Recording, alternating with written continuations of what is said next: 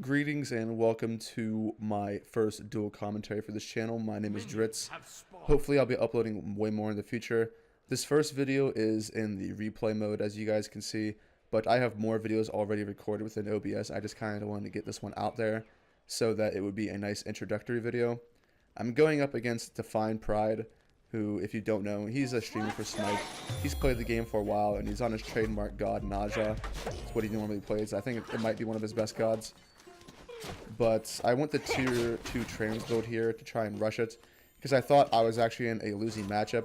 I haven't played against a lot of Najas in Duel as Cupid, but I felt as though if I didn't try to rush trans and get like an early lead off of just trying to farm, that there was no way I would be able to beat a Naja late game with cooldown that also had their ult and then the sash to avoid all my damage.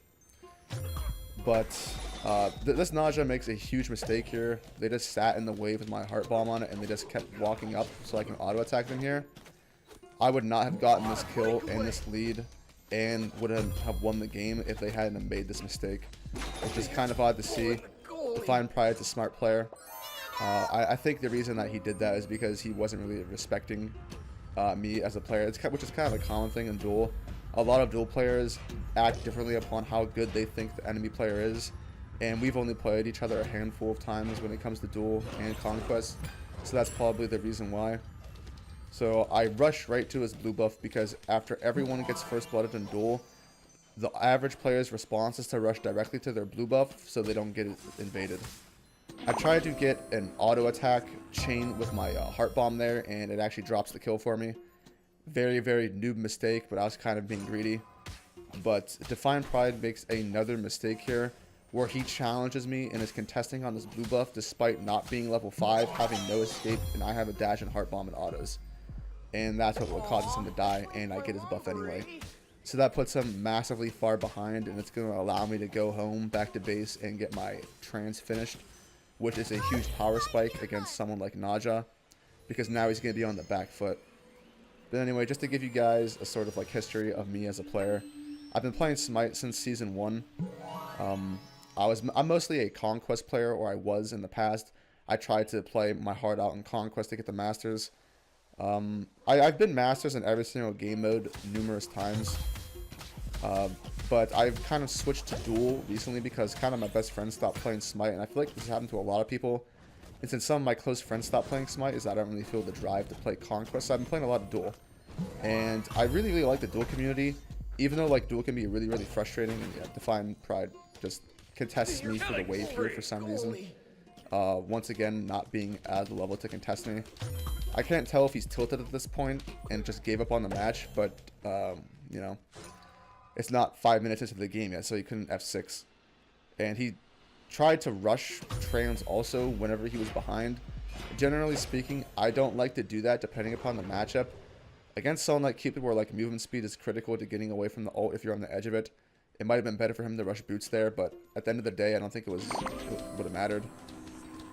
There, I was trying to bait out his ult with my ult. I didn't actually think I was going to get a kill out of it, and I didn't think I was actually in range for his ult to hit me, but Naja ult is kind of sneaky like that sometimes. I try to chase the kill, but my dash is down already, so there's really nothing I can do there. I just want to go over here and try and poke the tower because I had trans and it's kind of, you know, it melts. He stays here. He got a nice heal off of his too, but, you know, I'm definitely in the lead here. I got 3 levels on him. You guys can kind of tell by how short the video is that this video doesn't really last that much longer. Once he gets to the 5-minute mark, he's going to F6. But yeah, I've played most of the good players in Duel, and I've won and lost a lot to them. I'm not the best player in the world, but I feel as though my games can kind of bring a new perspective because my main god pool, I used to be a Poseidon main, but I kind of just like playing fun hunters. So you'll probably see a lot of Cupid gameplays mixed in with some troll hunter picks. You know, it's kind of weird how much Duel has changed recently. You know, back in the old days in Season 1, 2, and then even 3 and 4, hunters were kind of like the best gods, but something with Season 5 and onwards, mages are kind of like the most powerful thing in Duel because there are so many broken ones. But I really do enjoy playing Cupid, so hopefully you guys have enjoyed this video as it is so far. But yeah, I'd like to rush the heart bomb and then the hearts for healing. Because I feel like one of the most versatile things with Cupid and Duel is actually how much healing he has, because it can be really, really annoying for other gods to fight him whenever I can just keep constantly healing and staying in the wave. So he waited for me here because I wanted to get his blue buff.